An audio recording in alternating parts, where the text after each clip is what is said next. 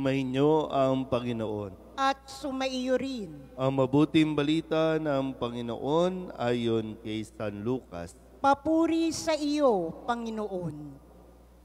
Sa paglalakbay ni Jesus patungong Jerusalem, nagdaan siya sa hangganan ng Samaria at Galilea. Nang papasok na siya sa isang nayon, siya'y sinalubong ng 10 ketongin. Tumigil sila sa malayo-layo at humiyaw ng, "Jesus, Panginoon, mahabag po kayo sa amin."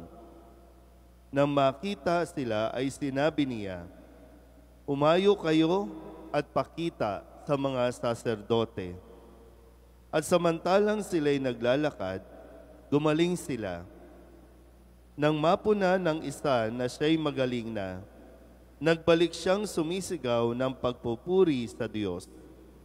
Nagpatira pa siya sa paanan ni Jesus at nagpasalamat. Ang taong ito'y Samaritano. Hindi ba 10 ang gumaling? Tinatanong ni Jesus. Nasaan ang 9? Wala bang nagbalik at nagpuri sa Diyos, kundi ang dayuhang ito? Sinabi sa kanya ni Jesus, "Tumindig ka't humayo sa iyong lakad. Pinagaling ka dahil sa iyong pananalig." Ang mabuting balita ng Panginoon. Pinupuri ka namin, Panginoong Hesukristo. Isang magandang umaga po sa inyong lahat.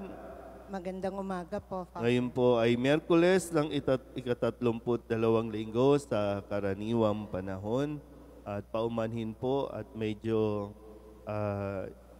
maalikabok lang po dahil pinapolish yung ating tiles.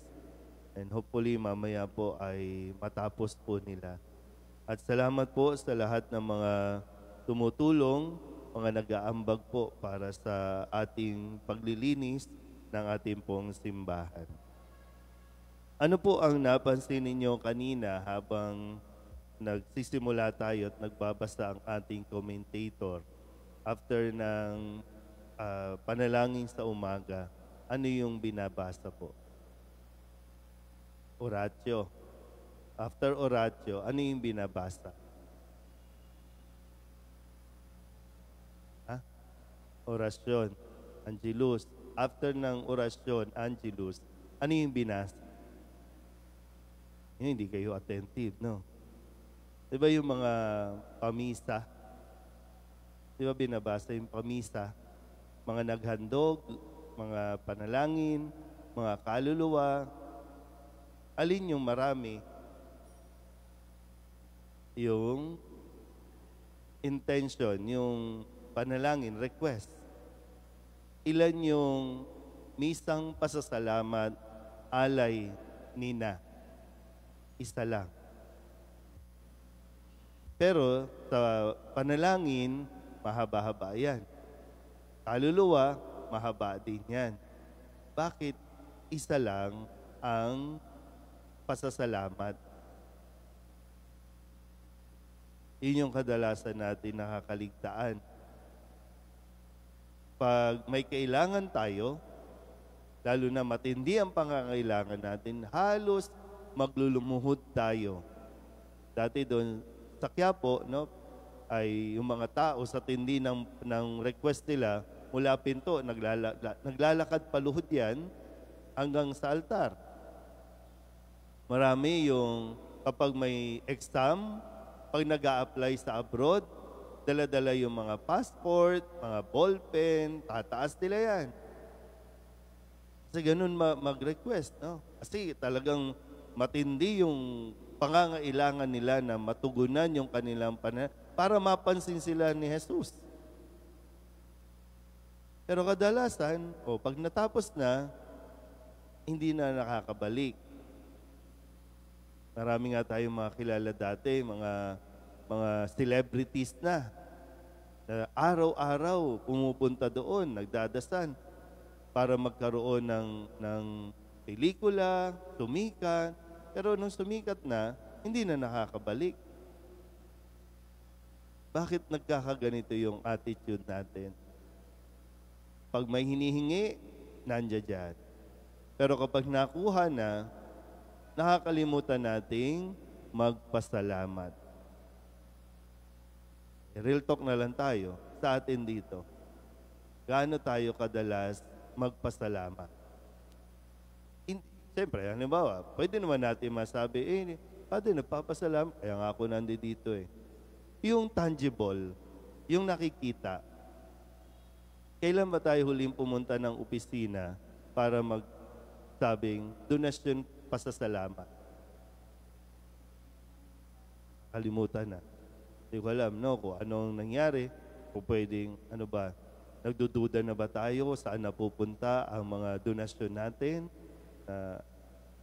ano ba nangyayari? O sadyang nagkakaroon tayo ng attitude na, ba't ako magpapasalamat? Deserve ko naman ito. Yung ganun ba? Diba? Pag yung feeling natin, karapatan natin ito, right natin itong natanggap natin.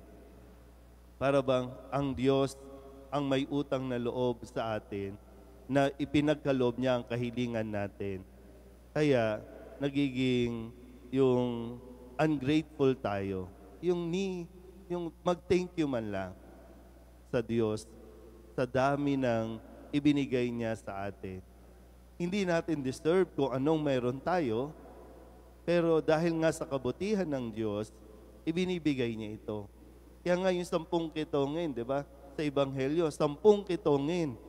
Sumisigaw sila, Jesus, Panginoon, maawa ka sa amin. Wala nang kemi-kemi kay Jesus. Kasi alam ni Jesus yung kanilang pangangailangan na kapag may sakit ka, lalayuan ka, kaya nga nasa malayo, kinakailangan isigaw nila, nagmamakaawa sila. At pinakinggan ni Jesus. Pero yun lang, no, yung tanong nga, bakit isa lang ang bumalik? Nasaan yung siyam? Nasaan? Hinahanap din ni Jesus. Hindi dahil sa kailangan ni Jesus na mapansin na bumalik, hindi. Yung itinuturo lang na huwag mong kalimutan, magpasalamat sa Diyos. Ay, balik na naman tayo. No? Kadalasan, ganun. Pag may sakit, pait-pait tayo. Pero pag gumaling na, balik na naman tayo sa bisyo. Balik na naman tayo sa kalokohan. Isang magandang pag-uugali nawa, no? Na huwag nating makalimutan ituro sa mga bata yung laging magpasalamat. Pero mas maganda yung pagtuturo kapag nakikita mismo sa atin na nakikita ka ang mga magulang lumuluhod, nagpapasalamat sa Diyos.